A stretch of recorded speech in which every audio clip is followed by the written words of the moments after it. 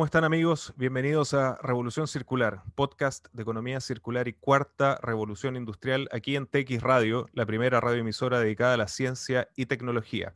Hoy es un día muy especial, es el último capítulo de la temporada de Revolución Circular y como tal quisimos hacer algo poco distinto, siempre buscando el generar el mayor valor para ustedes que han sido fieles durante todos estos meses.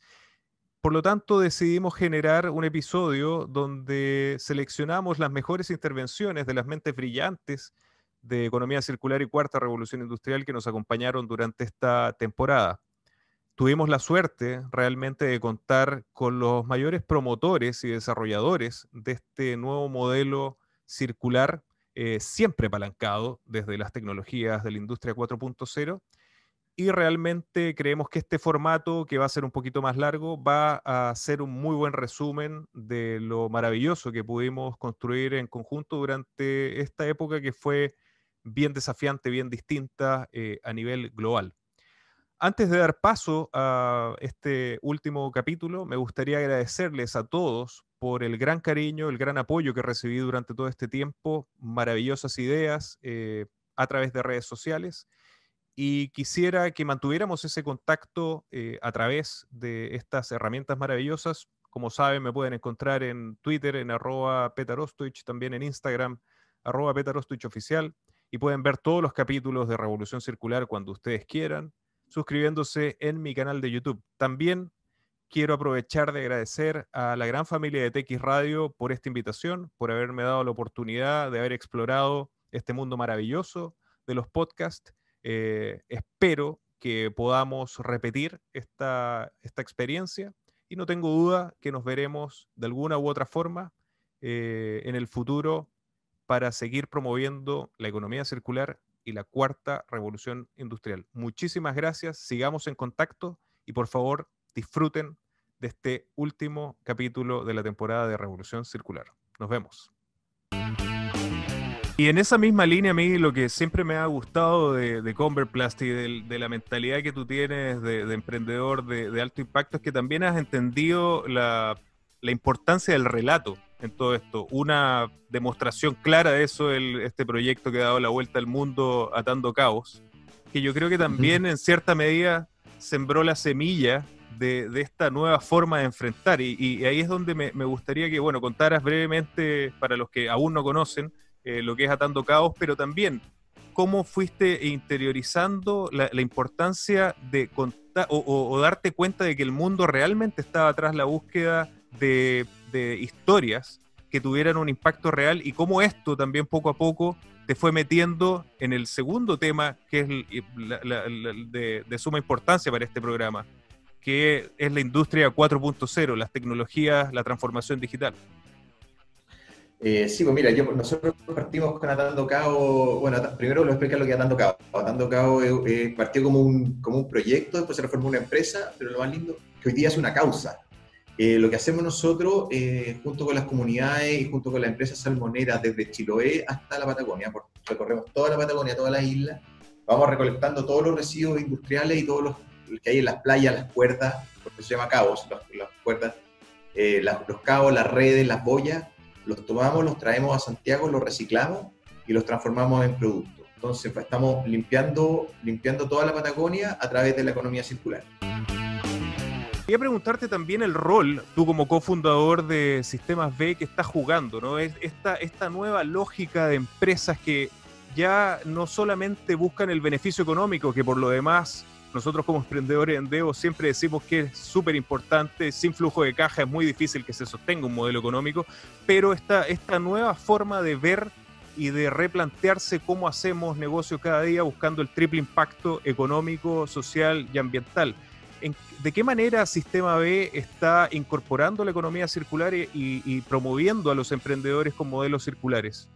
En ese sentido se están generando distintas conversaciones. Algunas conversaciones están más enfocadas en este minuto en ciertas regiones a sostener de alguna forma en salvar la casa en la mitad de la crisis. En otros ya estamos trabajando directamente, incluso con los planes de recuperación, pidiendo que se incorpore la economía circular, que se estimule, que se promueva. En ese nexo, por supuesto, hay líneas que tienen que ver con la industrialización otras tienen que ver con el diseño, la aplicación de tecnología, pero otras también tienen que ver con cómo la economía circular se conecta con los espacios naturales, con la regeneración, con un nuevo modelo de agricultura, y otros, por otro lado, con la crisis climática y de qué manera la economía circular debe integrar esa métrica y debe eliminar esta pérdida que significan los gases de efecto invernadero.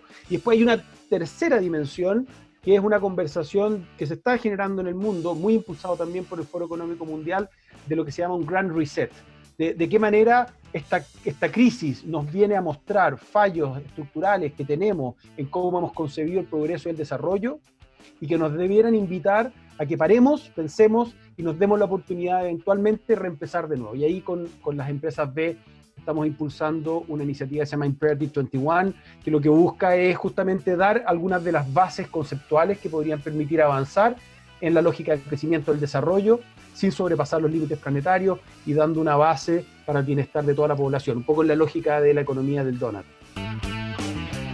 Y como sabemos, ¿no? Lo hemos conversado con anterioridad y muchos de los oyentes que están metidos en economía circular saben que las energías renovables nos ayudan o nos podrían ayudar en reducir hasta un 55% las emisiones de gases de efecto invernadero, pero hay un 45% que ahí es donde entra la economía circular. Y yo creo que esa es la gracia de que en él se haya involucrado en economía circular. Por lo tanto, me gustaría preguntarte cuándo nace este interés, cuándo se abre el área de economía circular y cuándo llega posteriormente a Chile el puesto que tú estás ocupando actualmente.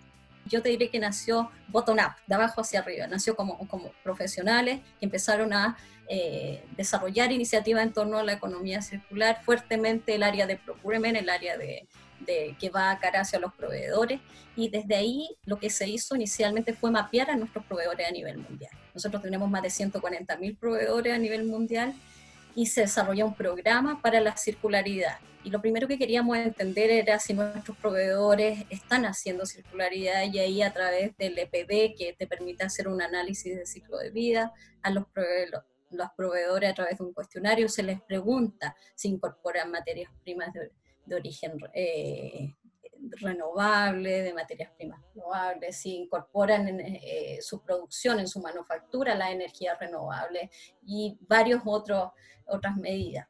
Y con eso pudimos también decir, bueno, ¿cómo colaboramos ahora con los proveedores para poder impulsarlos en que puedan aprender más de circularidad y puedan meterlo en el diseño de sus procesos productivos?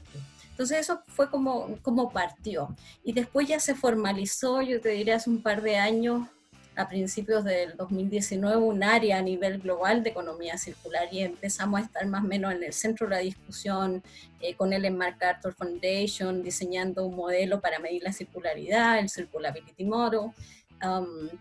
Empezamos a trabajar con distintas instituciones, armó una alianza para la circularidad que es multisectorial en Italia, y eso me parece súper interesante y fascinante que se haya logrado hacer, que distintos sectores se junten y empiecen a conversar sobre circularidad y comprometan también algunas medidas y objetivos para ir avanzándolo a nivel país.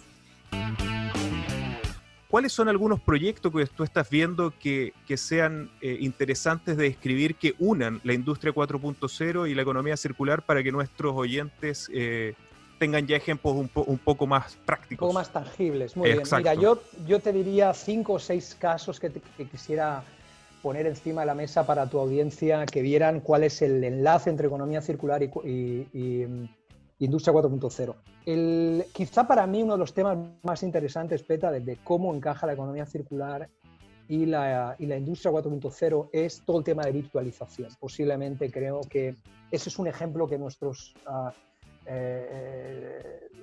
audiencia va a entender, porque estamos hablando de cómo sustituimos, por ejemplo, la generación de un producto o el uso de un producto por un servicio, ¿no? Y ahí te puedo poner casos como Spotify, Netflix. ¿Quién compra hoy CDs? ¿Quién compra hoy películas cuando tienes un servicio que tú puedes pagar? Eso es una virtualización de un servicio que nos hace no comprar un producto, y por lo tanto estamos realmente reduciendo significativamente el uso de recursos ahí.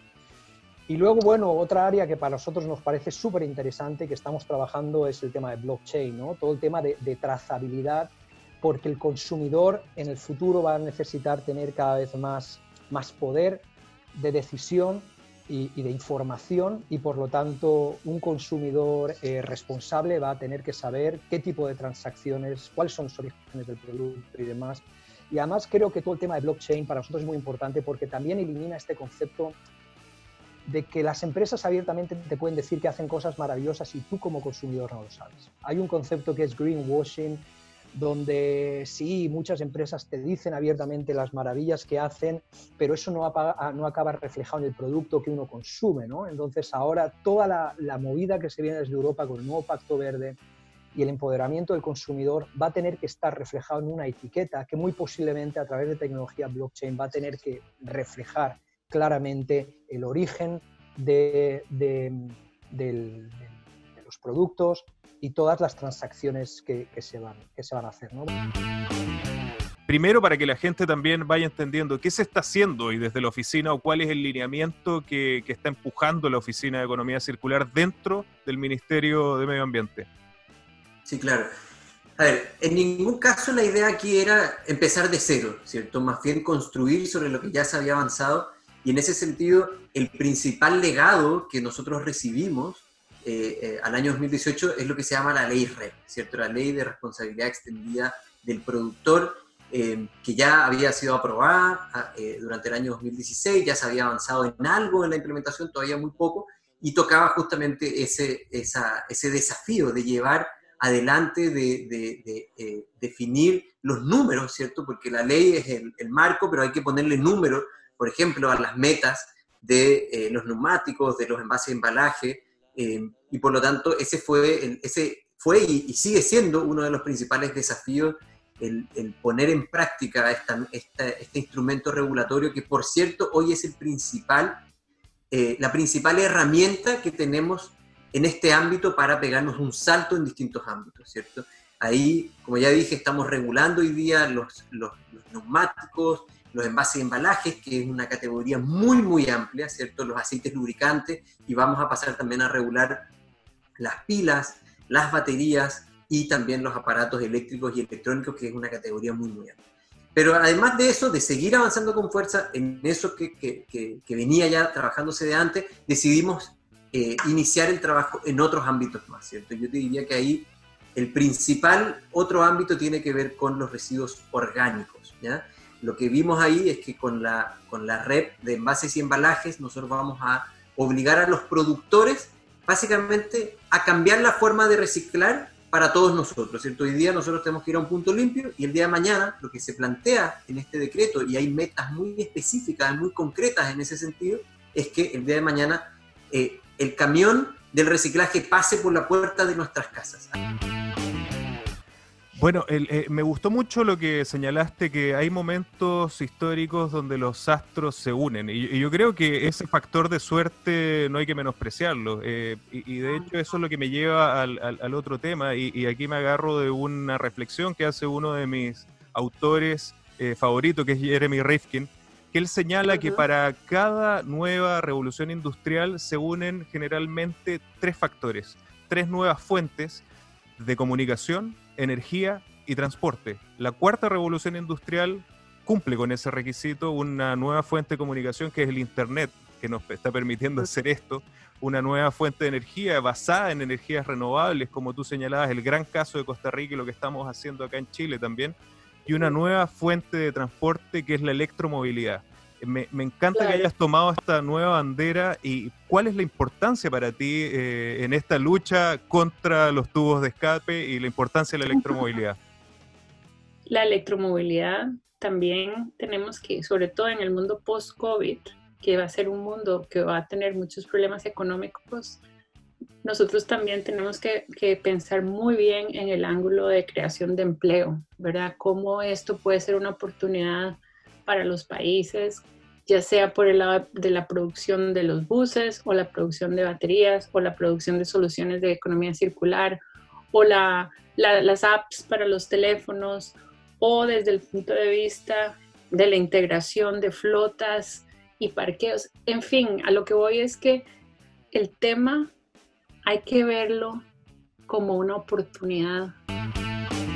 Oye, Cristian, y porque lo que nosotros proponemos siempre de la economía circular es que, bueno, hay empresas así como nosotros en Neptuno Pumps que tenemos como el circuito súper cerrado, todo bajo un mismo techo, nosotros mismos generamos los desechos y esos desechos son nuestra materia prima, pero en este caso de Food for the Future se ve que los desechos de otros son tu materia prima, ¿no? Los desechos de los alimentos de otras empresas o socios o colaboradores son los que alimentan a estas moscas soldado negro. ¿Cómo lograron esa dinámica y de dónde están consiguiendo esos alimentos desechados?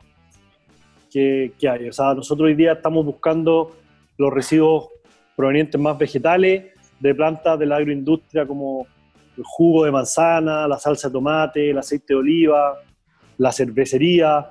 Entonces, como estamos recién abriendo acá, todavía no tenemos grandes receptores en la actualidad, pero hicimos un estudio previo, hicimos un levantamiento de todo lo que es generación de residuos orgánicos, hicimos muestras de los diferentes residuos, los que funcionan y los que no. Sí, tuvimos ciertas relaciones con las empresas, por ejemplo, tanto acá en Talca, algunas empresas de salsa de tomate, de jugo de manzana, participaron en nuestras pruebas, en nuestros proyectos de investigación. Y por otro lado, en Puerto Montt, al final, como no hay agroindustria ya, allá lo que hacíamos era, algunas empresas, incluso salmoneras, nos pagaban a nosotros por retirarle los residuos de los casinos, el desconche. Y esa es la dieta perfecta al final para las larvas. Las larvas comen muy parecido a nosotros los humanos en balanceo entre proteína, carbohidratos y fibra. Me interesa muchísimo este tema. ¿Qué otras aplicaciones has visto en otras áreas de materiales? O también me hablaste en alguna oportunidad de biopolímeros a través de bacterias. Los biopolímeros son súper interesantes porque también aportan a un material que puede ser un desecho, capacidad de soporte, capacidad, resistencia, flexibilidad. Entonces tú puedes hacer de varios ways, incluso un relave. Tú puedes tomar un relave y hacer un material de construcción aceptable, que pase incluso mejor que uno que hoy se compra. Pero la diferencia entre que tú generes esta capacidad desde tu mismo desecho en tu instalación, eliminas todos los transportes que haces de materiales que estás comprando cementados para la faena, que son súper significativos. Y a la hora de hacer el cálculo de cuánto carbono estoy gastando o estoy contribuyendo con esos transportes, es súper sorprendente lo que te aporta el tomar estos desarrollos internos, que no necesariamente los tienen que hacer ellos, pero puede haber un proveedor que lo desarrolle dentro de las instalaciones.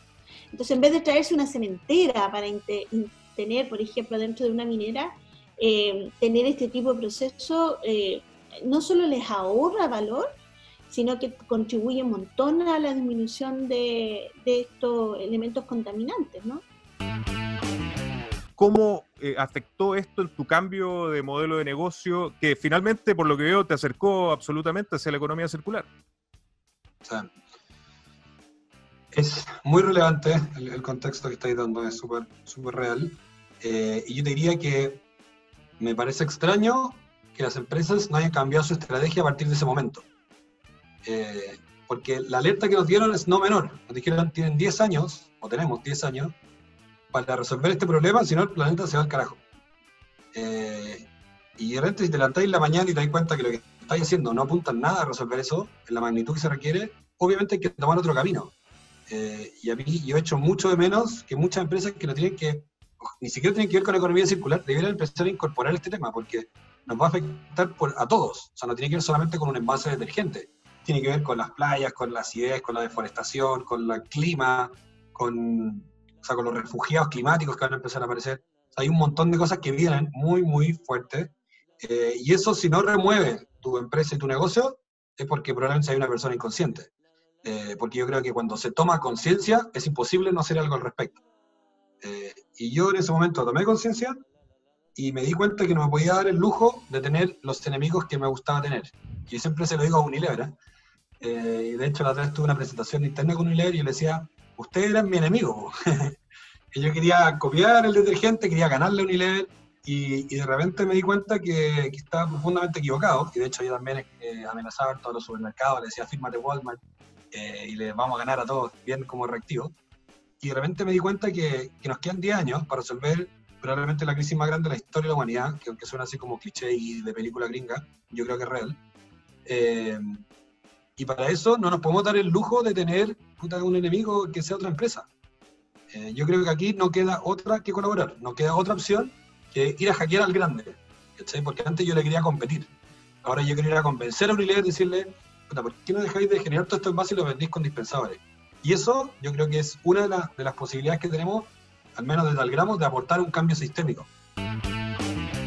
Mi primera pregunta, embajador, es, como decía en la introducción, Holanda es un gran referente en economía circular para todos nosotros. ¿Por qué Holanda ha tomado la economía circular como estrategia de crecimiento? La humanidad ha tenido que reinventarse varias veces en su existencia, ¿no? Cuando estuvo la revolución agrícola, la revolución industrial, hubo momentos en que tuvimos que repensar nuestra existencia y hacer un cambio fuerte. Creo que ahora estamos en un momento así.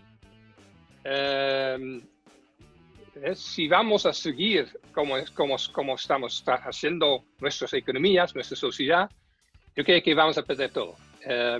Y yo creo que Holanda ha entendido y entonces y el mundo ha hecho un acuerdo de París para dar pasos para este cambio que es tan necesario.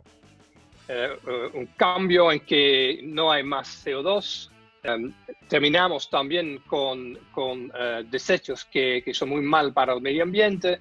Entonces hay varias tareas que son pendientes y yo creo que Holanda ha visto eso desde el inicio. Yo creo que hay muchos países que tienen ambiciones muy fuertes del cambio climático, pero en Holanda lo hemos tomado también de una manera muy práctico-pragmática. Hicimos una ley, en base a una ley hicimos un programa de ejecución y en base del programa de ejecución hicimos mesas con sectores. Entonces tuvimos una planificación bastante fuerte basado en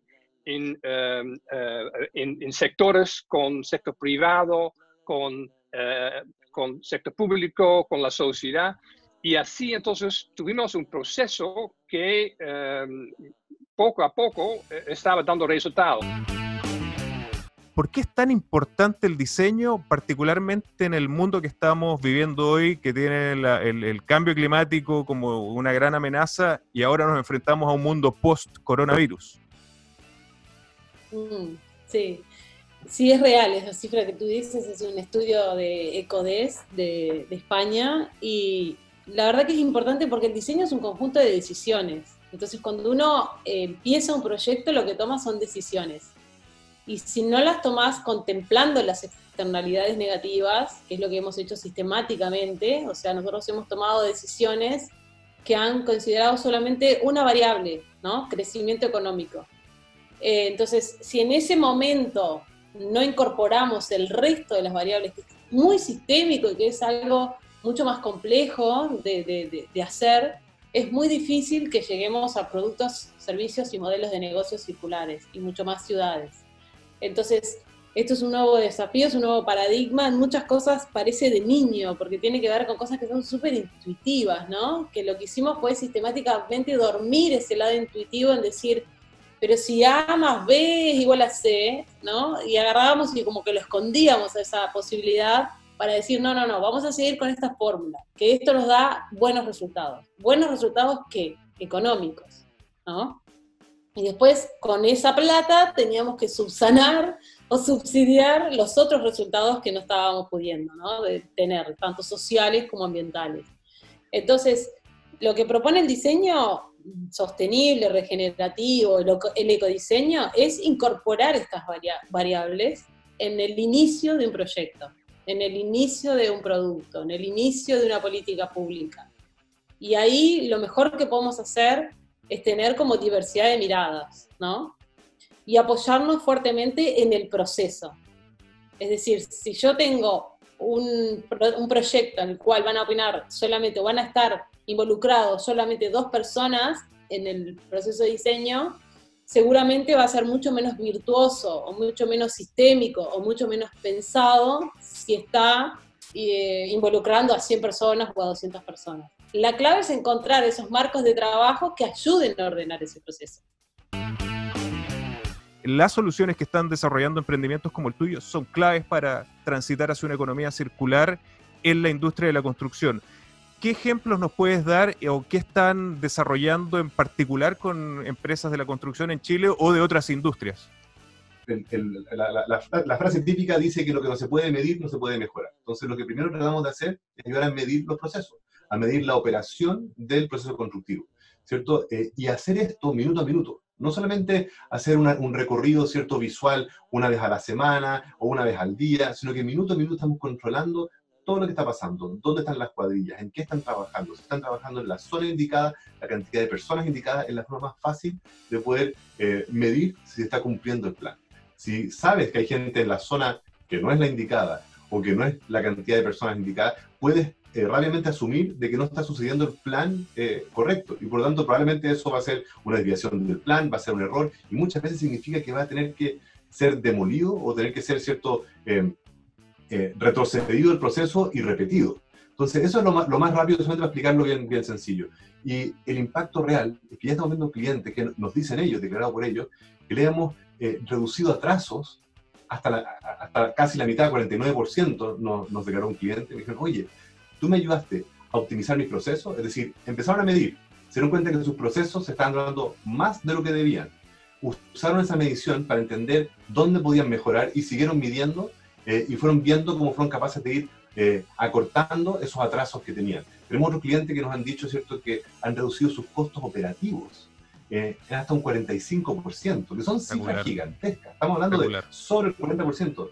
Y cuando te digo eso, Petar, es porque también te demuestra que estos gallos tenían tan pocas herramientas, o tenían tan poca visibilidad, que ese es el nivel de mejora que uno puede hacer en una ¿cómo se llama?, de una primera iteración. O sea, había una gran oportunidad para abordar primero. Y a medida que resolvamos eso, ¿cierto?, seguiremos viendo dónde más, optimizando, pero ya empiezan a usar estas herramientas, empiezan a medir, empiezan a tener datos y rápidamente tienen un impacto en sus resultados. Hay mucha gente que yo creo que incluso hoy todavía confunde la economía circular con el reciclaje, y nosotros siempre decimos, esto es mucho más que reciclaje. Yo creo, y me gustaría conocer la experiencia de ustedes, desde una gran organización, todavía están enfrentándose a estas situaciones, y cuál ha sido la estrategia para decirle a la gente, a las empresas, a las ciudades y organizaciones, esto es mucho más. Es más, estamos planteando que hagamos un leapfrog y que nos saltemos la economía del reciclaje. Bueno, esa es una pregunta súper buena, de verdad, porque es lo más común. Tú siempre cuando hablas de economía circular, yo creo que tú vives lo mismo en tu día a día, y es como que hablas de economía circular y de pronto las personas asocian eso a reciclaje. Pero reciclaje no es economía circular, por favor, no. Reciclaje, claro, es una parte, sí, pero economía circular es como que reimaginar, rediseñar, redibujar el modo como que lo hacemos, cómo lo extraímos y cómo lo tenemos los productos y materiales hoy. Bueno, más que nunca tenemos esta visión de economía lineal, y la epidemia y todo eso de la crisis dejó más evidente que nunca que la economía hoy es lineal. ¿Y cómo podemos cambiar de esta economía lineal para un paso más circular o para una economía más regenerativa o más inclusiva? Especialmente cuando hablamos de la región de Latinoamérica. Yo creo que una de los principales retos que tenemos hoy es cómo dejar de extraer, de hacer los productos, de producirlo de forma lineal. Entonces, reciclaje, la verdad, es como que a veces solo continuar haciendo los productos y las cosas de forma lineal y una parte de ellos regresar a la cadena. Pero sigues haciendo, sigues trayendo y sigues produciendo de forma lineal. Y esto para nada es circular. ¿Es el slow fashion una forma, una parte de la solución? Ya, mira, le voy a ser muy sincera, calzón quitado. La industria, los grandes, tienen la esperanza que solo por el hecho de ser un círculo van a poder seguir manteniendo la velocidad.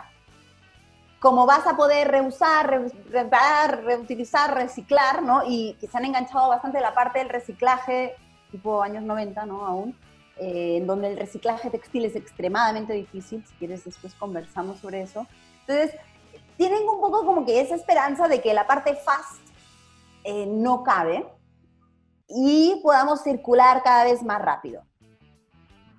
Desde mi punto de vista, y desde el punto de vista de cualquiera persona más o menos entendida que economía circular, sabe que la economía circular no tendrá los beneficios que tiene si no bajamos un poco el nivel de consumo de recursos.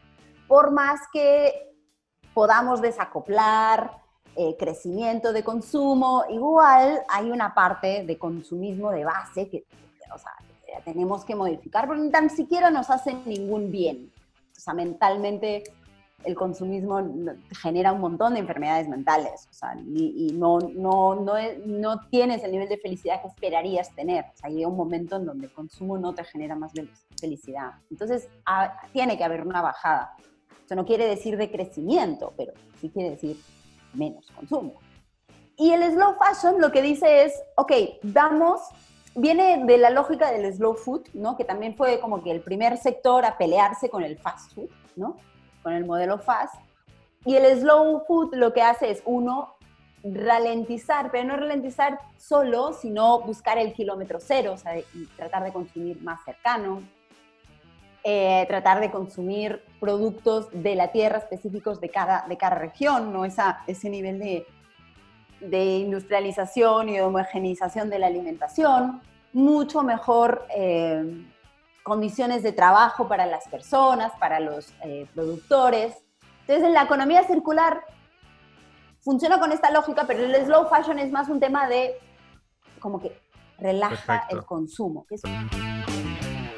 O sea, la industria minera va a ser fuertemente afectada y ahí empresas como la tuya, emprendimientos como el tuyo, basados en economía circular y quizás con estas innovaciones que nombraba se van a ver muy beneficiadas. ¿Cómo los está afectando usted o qué están viendo en el horizonte a propósito de la ley REP? Mira, nosotros en Tierra Amarilla, en Copiapó, tenemos una planta que inicialmente al año la dejamos funcionando y se ha demorado porque en realidad como es algo nuevo, estoy hablando de los neumáticos grandes, es algo nuevo, las tecnologías que hoy día están disponibles funcionan a veces bien, a veces más o menos, todavía falta pulir eso. Por eso que hablaba yo de utilizar el neumático tal cual, porque no genera, el problema es que hay espacio, y es algo que se usó y hay que darle otro uso. Esto de las torres para desviar aguas, digamos, canalizar aguas de estos aluviones, u otros usos. Entonces estamos con la planta de Tierra Amarilla, pero es complicado, no es fácil. No es fácil con los sistemas que hay. Ahora, hay un punto que es muy interesante. Allá en esa época estuve en Arizona, por el 2007, 2006 de haber sido, en una highway, una carretera así de 6 pistas de un lado y 6 pistas del otro lado, y el que iba manejando, que era un chileno que trabajaba para Firestone, de los neumáticos más grandes, me dice, mira lo que va a pasar acá. Él iba manejando en su auto, y de repente silencio. Y me dice, mira, aquí en este trayecto están usando asfalto con molido de neumático. Impresionante. Y no sé si en Iquique, donde hay edificios, molesta mucho el ruido de los autos, mete mucho ruido, genera mucho decibeles. Cuando tú pones al caucho al asfalto, queda en silencio. Es impresionante. Y en Chile, para apoyar la ley, sería bueno que se hiciera algo así. Poner una ley que obligue a los asfaltos en la ciudad a colocarle caucho. Y ahí haría un tiraje al desecho de neumáticos. ¿Qué nuevas tecnologías o qué nuevos proyectos han desarrollado para ir uniendo este nuevo cambio de paradigma de la industria 4.0 con el modelo de economía circular? Bueno, ahí apunta directamente a lo que mencionábamos. Como te mencionaba, hoy día nosotros estamos en un rubro y en una industria que es súper desafiante en términos de externalidad. La reconocemos, sabemos que es así, y hoy día la única forma de gestionar y trabajar esto es haciéndose cargo de eso y de alguna forma, justamente como tú mencionas, invirtiendo en tecnología que hoy día está mucho más disponible. En este caso, desde la construcción de plantas de tratamiento, plantas de tratamiento de lodo activado, en donde separamos los líquidos, los sólidos, y que esto nos permite de alguna forma también separar casi el 90% de los sólidos, que son gran parte de las fuentes de emisiones de olores en los lugares donde estamos. Luego estos sólidos se llevan a sistemas de compostaje herméticos, justamente también para evitar esta emisión de olores molestos a los vecinos que estamos ahí. Y luego de un proceso de compostaje se logra un bioabono, que le llamamos nosotros, que es un fertilizante, una materia orgánica que está madurada, que no tiene olor, y que hoy día nos permite vincularnos con los vecinos a partir de un programa agrícola, que hay distintos actores, y nos permite apoyar en la actividad agrícola de ellos, como un fertilizante que enriquece su suelo y otorga grandes beneficios a las problemáticas que tiene el secano costero. ¿En qué consiste, para también las personas que no estén tan adentradas en el tema de Industria 4.0, en qué consiste y qué significa para Alemania la Industria 4.0? Sí, tú tienes toda la razón. Como concepto o como nombre, si tú quieres, Industria 4.0 se acuña efectivamente en 2010-2011 en la gran feria industrial que se realiza anualmente en Hannover. Y es, si tú quieres, un poco la respuesta o la bajada que hace Alemania de las tendencias de Internet of Things and Services, anclándolos directamente en la industria. Esto va junto con una apuesta de país, una política de largo plazo, donde Alemania, apoyado por un gran consejo asesor con representantes públicos, privados, de la ciencia, de la industria, de todos los ámbitos, apoyan al gobierno a desarrollar una política de país que dice, en el fondo, que en esa nueva gran revolución Alemania quiere tener un liderazgo. En el fondo tú tienes tres grandes centros que empujan esa nueva revolución, que es Estados Unidos, que al final de cuentas es China también, y en Europa es Alemania. Y hoy en día hay plena conciencia, y por eso hubo ahí una política país que implicó que se empezaron a impulsar estrategias de desarrollo y programas de fomento en todos los ámbitos que pueda haber dentro de la economía de un país, que van facilitando el camino a la introducción del Internet of Things and Services en las estructuras manufactureras e industriales, de la logística, su bajada al tema de capital humano, la formación de la gente, cómo tiene que reflejarse en la formación escolar, universitaria, en la formación técnica y profesional, etc. Para ponerlo en contexto, hoy estamos hablando que tu competencia natural son materiales plásticos, ¿no es cierto? Principalmente y lo que conocemos todos y que todos usamos hasta cierta fecha, que son las bolsas, ¿no es cierto? ¿Qué materiales hoy BioElements está reemplazando del mercado? Para ponerlo en ejemplos súper prácticos. Sí, hoy día, por ejemplo, nosotros le llamamos biobolsas, ¿no? Porque tiene un componente biológico dentro. Pero básicamente una bolsa es una forma de un material, es un corte, un tipo de corte que tú le das a un material, ya sea plástico o de cualquier otro material, ¿no? Y hoy día estamos haciendo muchas biobolsas, también muchos sobres, empaques primarios, secundarios. El mismo concurso que tú nombraste con Endeavor y CCU fue porque logramos desarrollar un film termocontraíble como para tratar de hacer las latas de cerveza, las latas de bebida, para poder tratar de empacar todas estas cuestiones, que hay mucho plástico que uno no ve, en verdad. De hecho, la mayor cantidad de plástico que se utiliza a nivel nacional y a nivel global, en verdad no está en las bolsas. Las bolsa es el tip del iceberg, digamos. Pero en verdad todo el plástico que está, cuando tú vas al supermercado y veis todos estos grandes anaqueles llenos de productos empaquetados en plástico muchas veces, hay mucho más plástico detrás para poder llegar a ese lugar.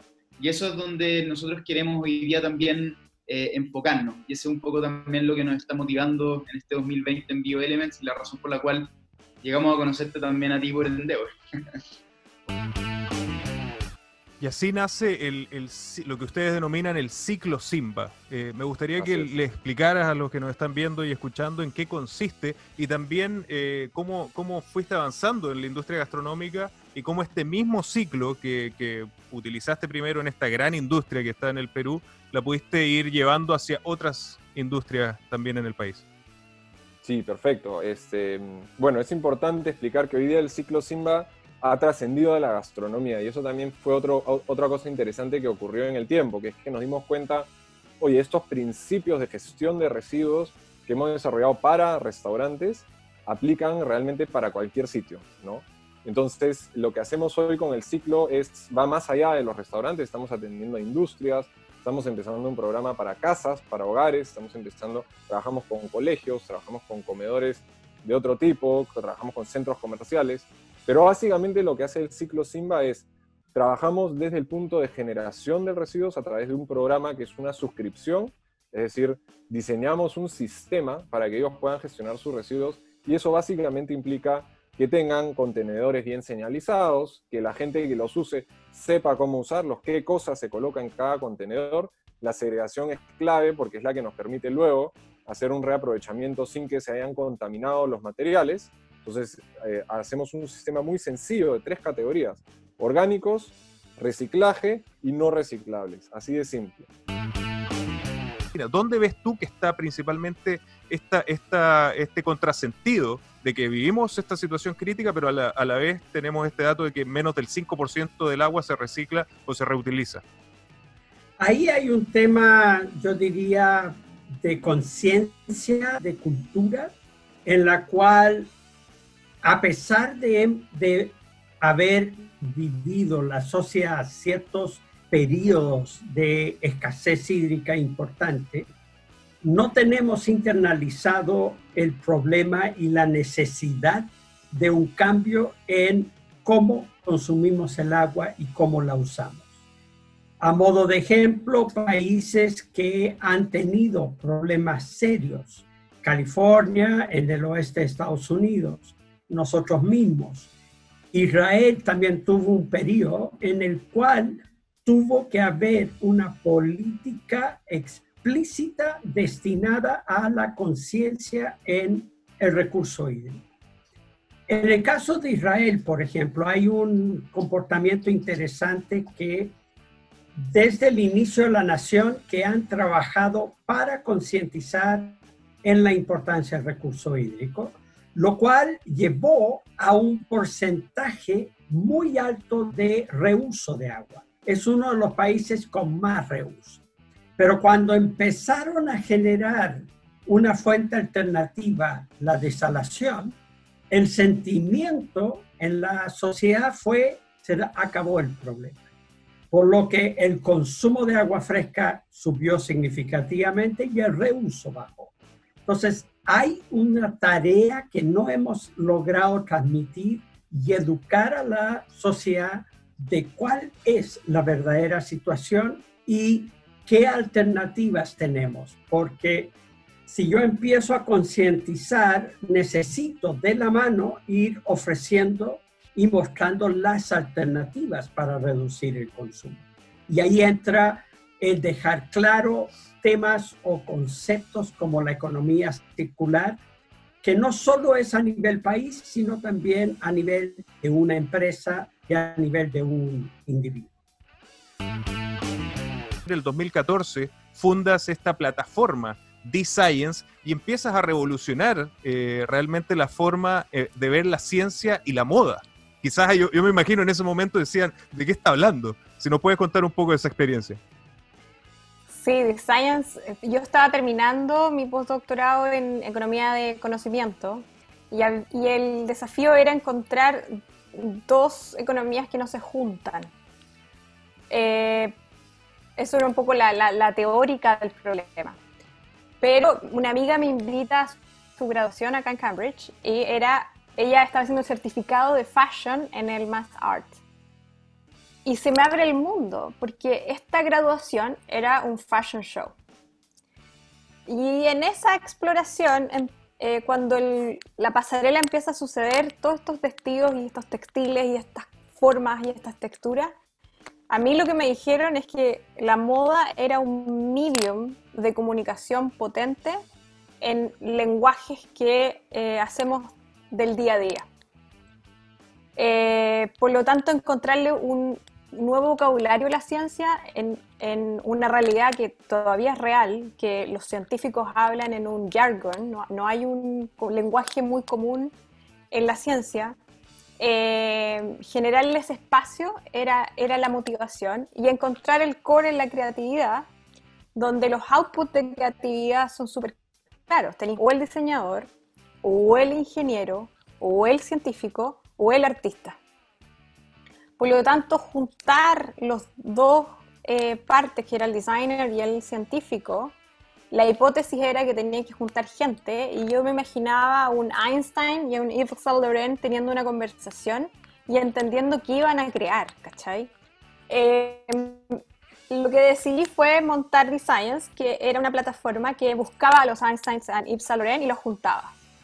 Y experimentar qué iba a pasar con esa conversación. La lógica del minuto era, oye, la plataforma debería ser para lanzar y crear nuevas piezas de ropa. Y la verdad es que nunca fue el propósito. El propósito era entender el proceso en donde tú conectabas dos economías que en la vista humana eran agua y aceite. Desde esta mirada que tienen, donde ya están incorporando la tecnología, ¿cómo lo están haciendo para incorporar hoy desde Arauco la economía circular? Nosotros plantamos cerca de 100 millones de árboles al año. 100 millones. 100 millones de árboles que hay que preparar. No es lo mismo plantar un árbol en Concepción, Constitución, Valdivia u otra zona. Tenemos un centro de investigación ya por casi 30 años, donde buscamos la mejor especie, porque tú requieres que tenga una muy buena calidad de la madera, que crezca adecuadamente, ¿no es cierto? Por lo tanto, tenemos todos unos viveros, unos sistemas de cómo sacamos el mejor individuo y una trazabilidad del bosque para más o menos 1 millón de hectáreas plantadas en Chile, donde los inventarios se toman a través de imágenes satelitales y algoritmos de inteligencia artificial. Y debemos hacer del orden de 400 kilómetros de camino al año para ir a buscar los árboles, y tiene que durar para después que puedan subir y bajar los camiones. Entonces, partimos desde los orígenes con un recurso natural renovable, un recurso que el árbol va creciendo, va captando CO2, las raíces van captando CO2, el suelo va mejorando su captura de CO2, va quedando más CO2. Entonces, en estos conceptos de economía circular, nosotros decimos, trabajamos con un recurso natural renovable, es re importante plantarlo y cuidarlo de acuerdo a todas las normativas internacionales y certificaciones que las cumplimos, de relacionamiento con las comunidades, de paisajes, de una serie de cosas. Desde ahí, cuando tú tomas la madera y vas a distintos centros de producción, llámese celulosa, maderas o tablero, piensa tú que el árbol es un elemento, cada pieza de madera es distinta, por lo tanto la madera del árbol, la madera que yo necesito para hacer celulosa es un tipo, para hacer madera cerrada es otro tipo, o para hacer paneles es otro tipo. Entonces el modelo de Arauco de economía circular, si se quiere, se basa principalmente en el uso integral del bosque. Yo me imagino que la situación es bien parecida a lo que nosotros vivimos en Neptuno Pumps, por ejemplo, cuando un equipo, en el caso de ustedes un motor, en nuestro caso son bombas, pero antes cumplían su ciclo de vida, eran desechados, se compraban unos nuevos, con todo lo que significaba en huella de carbono traerlo desde otros lugares, no generar empleos de calidad localmente. Ahora lo que ustedes hacen es que ese motor, en vez de irse a la basura, viene a Powertrain, así como las bombas vienen a Neptuno Pumps, Y me gustaría, como para que la gente vaya entendiendo y los que nos escuchan, qué es realmente la economía circular en la práctica. ¿Cuáles son los procesos, por ejemplo, una vez que el motor llega a la planta de powertrain? ¿Qué hacen y en qué consiste un proceso de remanufactura? El tema de recuperarlos es algo que existe y que existía de antes, digamos, pero la diferencia es que nosotros buscamos es, primero, hacerlos operar de mejor forma y ahora también desarrollar elementos que los que sí en muchos casos eran desechados ya no lo sean. Esa es como nuestra base digamos. Primero hay dos condiciones: sacar un motor, sale, que se llama por horas, que es decir, sabes que tú cumplió la expectativa de vida, y otra es que sale por algún problema o falla, que sale antes de lo que uno esperaría. Ese motor se evalúa, se desarma completo, pieza por pieza, se ve qué es lo que está dañado y qué no. Y ahí hay partes, pero sigamos en el ejemplo, como nosotros reparamos hartas cosas de un motor. El block es la base del motor, donde están los pistones, las piezas que se mueven, y es la base. Muchas veces el block puede tener zonas que tienen pequeñas grietas, zonas que ya o daños, y que muchas veces implica botarlo. Una estructura que puede pesar un par de toneladas y que a la basura, y que con un costo altísimo. Entonces, ¿qué hemos desarrollado nosotros? Métodos que permiten recuperar ese block, recuperar esa superficie dañada y poder darle otro ciclo. Entonces, una vez que se revisa, se evalúa, el cliente está de acuerdo con la reparación, repara, se reemplazan las piezas que son de desgaste, digamos, sellos, algunas pernerías que se repara eso, se arma de nuevo, se prueba en un banco de prueba que se llama, que es un dinamómetro, que básicamente simula una medición de fuerza hacia el motor. Uno está seguro que el motor está en perfectas condiciones, se envía de nuevo a la minera, y la minera lo instala en un equipo y parte una nueva vida, digamos. Ese es un poco el ciclo y la vuelta que se da. Primero, Clara, para la gente que no sepa, ¿nos puedes explicar qué es Melissa, en qué consiste la empresa Semilla Ipster? Sé también que hay un dato bien interesante en el significado del nombre, y cuál es la relación con la Agencia Espacial Europea. Y bueno, a ver, comento un poco porque hay muchas entidades involucradas. Por un lado, la Agencia Espacial Europea, como sabes, es la entidad dedicada en Europa al desarrollo de la carrera espacial. Dentro de esa carrera espacial hay muchos ámbitos diferentes que van desde la fabricación de naves espaciales hasta el permitir que un astronauta sea capaz de vivir en esa nave espacial. En ese ámbito es en el que se centra el consorcio Melissa. Llevan ya 31 años, si no recuerdo mal, desarrollando las tecnologías que permitan convertir una nave espacial en un entorno cerrado. Para que te hagas una idea y para que veas cuál es la justificación de la existencia de este consorcio, se estima que en el viaje a Marte, que es un viaje que va a durar aproximadamente 1000 días, la tripulación mínima necesaria son 6 astronautas que van a requerir aproximadamente unos 6 kilos como mínimo de recursos para sobrevivir durante todo ese trayecto. Eso hace que necesitemos cargar esa nave espacial con aproximadamente 30.000 kilos de suministros para que puedan sobrevivir a ese viaje. Eso obviamente es un problema porque actualmente no existe ningún cohete sobre la faz de la Tierra capaz de levantar un peso así y sacarlo de la atmósfera. Entonces, la solución era intentar reducir ese peso mínimo necesario para que ese viaje fuera posible. Pues ahí es donde se centraron las primeras cabezas pensantes que forman parte de ese consorcio Melissa, y básicamente lo que hicieron fue inspirarse en los ciclos que suceden en un lago. Ahí tenemos el sol, que gracias al cual se da la fotosíntesis en las plantas. Esas plantas generan alimento del que comen los peces que están en el lago. A su vez, esos peces nutren con su desperdicio las raíces de las plantas, y básicamente lo que tenemos ahí es un ecosistema cerrado. Pues el consorcio Melissa copió, digamos, ese ciclo, lo cortó en compartimentos y lo está intentando reproducir desde hace todo este tiempo que te comento dentro de una nave espacial. Y a mí me llamó la atención, siguiendo el camino de Reciter, cuando yo veía que salía el logo y decía abajo socio estratégico ambiental, y de repente empecé a ver este logo de Reciter ahora con economía circular. ¿Cómo fue esta transición y cómo la han desarrollado dentro de la compañía?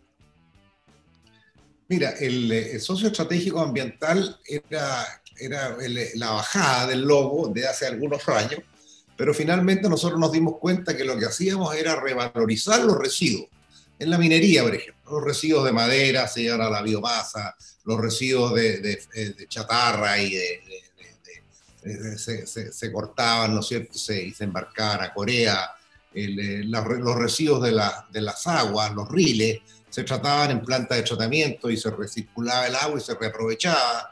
Los residuos de la agroindustria también los reaprovechamos como compost. Los residuos de la industria de la celulosa, que es una industria que está tendiendo a tener a zero waste to landfill, también nosotros los tratamos y hacemos compost y lo devolvemos a la tierra. Los residuos de la industria mitilicultora, que son las conchitas de chorito. En fin, entonces nos empezamos a dar cuenta que lo que nosotros hacíamos era revalorizar los residuos. Y lo que no se puede revalorizar ni se puede llevar a quemar en los hornos cementeros, entonces eso se lleva finalmente a vertedero. Pero este fue un paso bastante natural nuestro. Y después, claro, nos dimos cuenta que lo que nosotros hacíamos se llama economía circular.